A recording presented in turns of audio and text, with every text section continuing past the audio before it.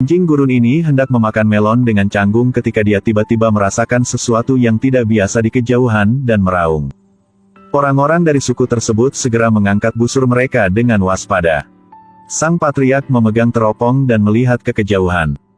Yang datang adalah Dewa Perang Boba. Jadi patriark memberi isyarat kepada semua orang untuk meletakkan senjata dan senjata mereka, itu yang tidak perlu mereka panik. Boba perlahan berhenti. Melihat Boba kembali dari senjata musuh, semua orang sangat marah. Tapi Boba tidak punya waktu untuk mengatakan apa-apa. Orang-orang dari suku tersebut segera bergegas. Bersiaplah untuk melepasnya untuk dijual demi uang. Boba dengan cepat menyuruh semua orang untuk berhenti dan menjelaskan bahwa ini adalah hadiah untuk semua orang. Punya mobil ini. Kemudian mereka bisa berurusan dengan kapal perang. Saya akan mengajari orang-orang untuk mengendarainya. Ketika pemimpin mendengar rencananya, dia mengangguk setuju. Boba duduk di dalam mobil. Mensimulasikan lambaian tangan sambil mengajari orang cara mengemudi. Orang-orang dari suku itu memandangi gerak-gerik Boba tanpa mengerti. Boba menjelaskan bahwa itu bisa diperlakukan seperti sapi. Berkendara seperti itu akan jauh lebih mudah. Semua orang mendengarkan seolah-olah mereka memiliki sesuatu untuk dipikirkan. Melihat itu mereka sepertinya mengerti Boba meminta seseorang untuk melakukan test drive. Dia naik ke mobil untuk mempersiapkan pertunjukan untuk dilihat semua orang. Sangat cepat. Berkat instruksi Boba. Setelah beberapa hari, semua orang belajar cara mengendarai mobil. Untuk pertama kalinya, mereka merasakan nikmatnya kecepatan. Gembira sampai berteriak. Selanjutnya Boba mengajari mereka beberapa keterampilan. Setelah beberapa kali, setiap orang dapat melompat bola balik di antara mobil. Hari itu, Boba sedang belajar cara bermain dengan sang leader. Seseorang yang bertugas mengamati di kejauhan mengirimkan sinyal ke kapal perang ada di sini lagi. Semua orang dengan cepat mengangkat senjata dan pergi untuk bersiap berperang. Kali ini mereka tidak takut lagi karena melindungi keluarganya akan mempertaruhkan nyawanya melawan musuh. Seperti yang direncanakan semula. Sekelompok orang menembak ke arah kereta untuk menarik perhatian musuh. Di sisi lain Boba membawa pilot elang gurun untuk menyergap. Pasukan musuh di Bukit Pasir menerima sinyal. Mereka terus menembak untuk menghancurkan pasukan musuh. Semua orang dengan cepat menggunakan tali yang telah disiapkan untuk naik ke atap mobil. Orang klan didorong keluar. Hampir mati di bawah kereta. Untungnya, Boba mengejarnya dengan elang gurun dan menyelamatkannya. Tapi mobil itu juga ditabrak. Saat mobil akan meledak, Boba dengan cepat mengeluarkan kail dan memeluk anggota klan dan naik ke gerbong. Boba memimpin orang-orang di atap ke depan. Temui seseorang yang membunuh orang. Sangat kejam. Tiba-tiba musuh keluar dari atap mobil dan menembak mereka dengan pistol. Boba dan yang lainnya langsung berjongkok bersembunyi di balik atap mobil. Saat ini, sekelompok orang lain juga lari ke rumah sakit. Dia mengendarai elang gurun menuju kereta dengan kecepatan penuh. Saat hendak bertabrakan, dia melompat dengan tongkat ke kereta. Mobil yang meledak itu juga berhasil memotong separuh bagian belakang kereta. Hentikan bala bantuan musuh. Robot yang bertanggung jawab untuk mengendalikan kereta menjulurkan kepalanya untuk memeriksa situasi. Melihat situasi kurang baik, segera nyalakan pedal gas untuk berakselerasi. Ada dukungan dari klan. Boba dan yang lainnya juga bisa bernapas lega dan bergerak maju. Tapi kecepatan kereta lebih cepat.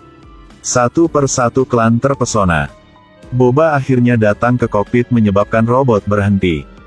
Tapi robot licik itu berbalik dan melompat keluar dari jendela kereta.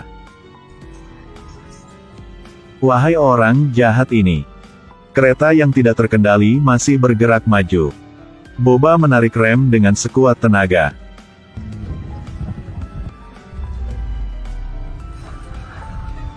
Pasir emas memenuhi langit di padang pasir. Kereta akhirnya berhenti. Dan pemimpin di dalam mobil juga turun. Lepaskan masker secara perlahan. Dia perlahan melepas topengnya. Mengungkapkan wajah alien. Boba memimpin orang-orang pasir dan menghentikan mereka. Karena Boba ingin memberi mereka pelajaran. Ternyata setiap melewati tempat ini, Mereka membunuh orang-orang di padang pasir. Pemimpin itu menjelaskan. Disinilah interferometer Pike harus pergi. Mereka harus membunuh orang pasir untuk melindungi barang. Kata Boba. Sejak dahulu daerah gurun ini adalah milik orang-orang pasir. Kedepannya, masyarakat tidak diperbolehkan lagi menggunakan jalur gratis ini. Jika ingin pergi ke sini, harus mengeluarkan uang. Jika ada lebih banyak pembunuh orang pasir, karena dia akan membalas dendam 10 kali lipat. Hari ini akan membiarkan dia pergi untuk menunjukkan ketulusannya. Setelah mendengar ini, sang pemimpin membawa puluhan bawahannya dan pergi. Kemenangan ini membuat orang pasir bangga. Juga menerima banyak item penting. Sampai malam, pemimpin Sandman memberi Boba hadiah. Boba membuka tutupnya dan ternyata itu adalah kadal. Sang patriark melemparkan segenggam tepung ke wajah Boba. Kadal melompat. Itu merangkak ke hidung Boba. Boba terasa pusing. Merasa pusing. Pemimpin mengatakan bahwa kadal akan berada di otak untuk membimbingnya. Dalam sekejap mata Boba datang di depan sebuah pohon kuno. Dia berjalan selangkah demi selangkah dengan berat. Segera, seluruh tubuh terjerat oleh cabang. Saat ini, ingatan Boba berangsur-angsur terbangun. Boba dulunya adalah pemburu hadiah. Ditelan monster 2 tahun lalu. 2 tahun kemudian Boba merangkak keluar dari gurun. Kalau dipikir-pikir, Boba menggunakan seluruh kekuatannya untuk mematahkan dahan. Hari itu, anjing gurun kembali merasa tidak biasa. Dia meraung di kejauhan. Sandman bangkit dan melihat. Menemukan itu adalah Boba. Dia senang dengan suku. Boba akhirnya kembali. Orang-orang suku itu dengan senang hati menyambut Boba. Pemimpin mengambil kembali kadal itu. Dia dengan hati-hati mengamati cabang-cabang yang dibawa oleh Boba. Kemudian memberi isyarat kepada suku tetangga untuk membawa Boba ke tenda. Ganti Boba dengan orang pasir. Itu berarti mereka benar-benar menerima Boba. Selanjutnya, Sandman kecil membawa Boba ke tempat latihan senjata. Terima kasih kepada Master Senjata. Boba mengukir dan memoles cabang-cabangnya sendiri. Akhirnya dia memiliki tombak super panjang. Beberapa hari kemudian, Boba mengendarai banteng bersiap meninggalkan suku untuk pergi ke negara Pike untuk memungut biaya kekerasan. Kali ini Boba datang ke negara musuh sendirian. Hidup dan mati tidak diketahui, semua orang sangat khawatir. Pria ini mengendarai banteng gurun. Bepergian ribuan mil di bawah terik matahari ke negeri orang fasik. Hanya untuk mengumpulkan biaya asuransi. Setelah memasuki kota, Boba bertemu dengan 2 antek malas di ngarai. Dia menanyakan keberadaan Bakus, pemimpin Pike, di mana. Prajurit di ngarai dengan cepat menunjukkan jalannya. Setelah bertemu Bakus, Boba dengan belak-belakan mengatakan bahwa dia datang untuk mengambil uang keamanan. Dia memberitahu Boba. Biaya asuransi dicuri oleh mobil terbang. Dia tidak akan memberikan biaya asuransi tambahan. Kata Boba. Mulai sekarang, tidak perlu menyerahkan biaya asuransi kepada konvoi. Itu sudah menjadi domain orang pasir sejak zaman nenek moyang. Biaya keamanan harus diberikan kepada manusia pasir. Bakus berkata bahwa ini menyulitkannya. Jika ingin biaya asuransi, Boba bisa pergi mencari konvoi dan mendapatkannya kembali. Boba hanya bisa kembali. Dia bersiap untuk pergi mencari konvoi keesokan harinya untuk berbicara.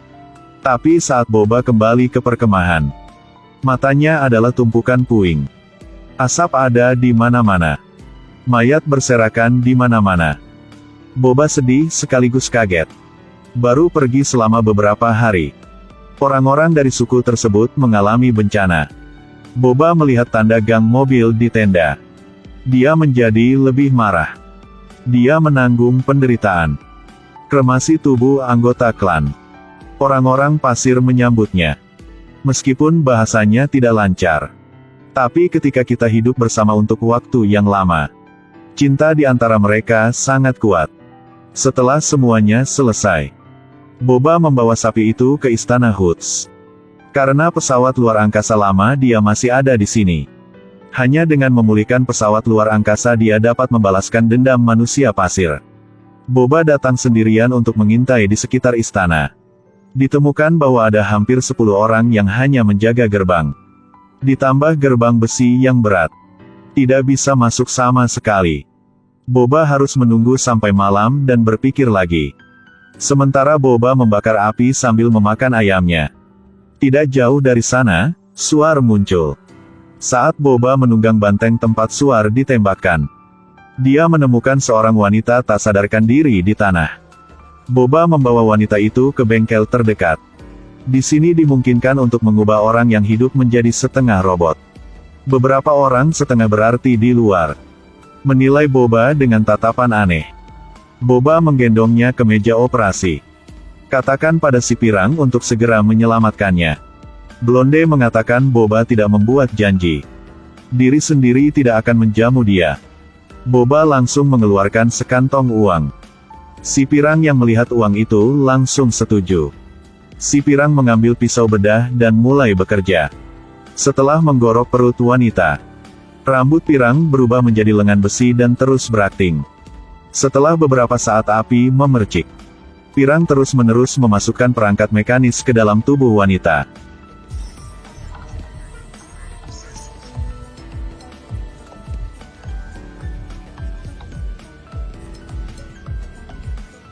Oke.